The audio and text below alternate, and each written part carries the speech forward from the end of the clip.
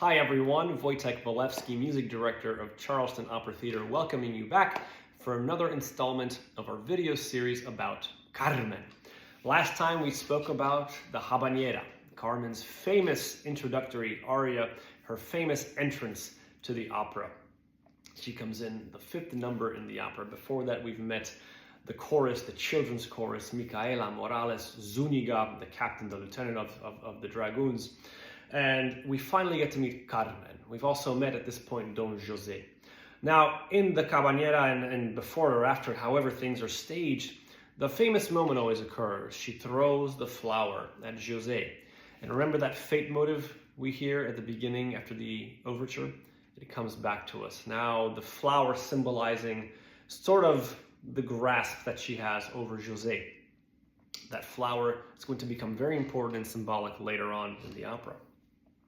But after she sings this habanera, José finally gets reunited with Micaela, his love from home, his betrothed.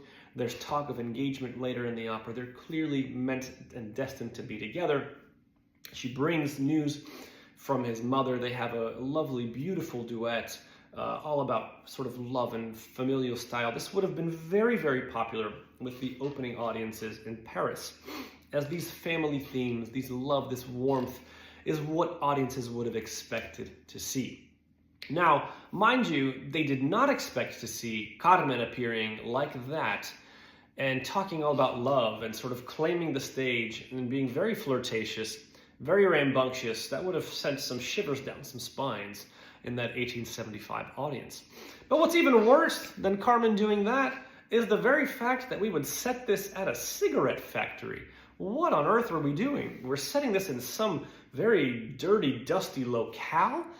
I can't imagine being a Parisian audience member at that time. How dare we showcase the lowest parts of our civilization on stage and celebrate them? How are we celebrating these cigarette factory workers and how dirty and gross that lifestyle is? Well, that's exactly what happened. This is exactly part of the reason why Carmen was deemed a failure in some circles by some critics. Now, we know at this point that those reports are very hyperbolic. It wasn't actually the music, or it wasn't actually the story that audiences disagreed with. It was the setting, the locale, the intention, how dirty and grimy the opera would become, about these themes and, oh my gosh, these traveling gypsy bands and Roma peoples and there's witchcraft and sorcery and all sorts of things that are not family friendly, not very PG, if you will. Well, just you wait till we get to later acts. But we say this because later after the duet with Micaela and José, there's a very famous Cigarette Girls chorus where Carmen creates a scene. She gets in a fight with Manuelita, and all of these cigarette factory girls are coming to Zuniga telling him about here's what happened and here's what happened. It's a very, very famous chorus. It's famously difficult to put together. In fact, it was so difficult at the opening run that Bizet requested the director, Dulocle, to please, can we have a few more days? I would like to add 8 to 10 more singers to that chorus to really make it stronger. Can we add a few more days of rehearsal? Of course, the director did not want this, as we were already getting stretched on budget and timeline. But of course, what are you going to do?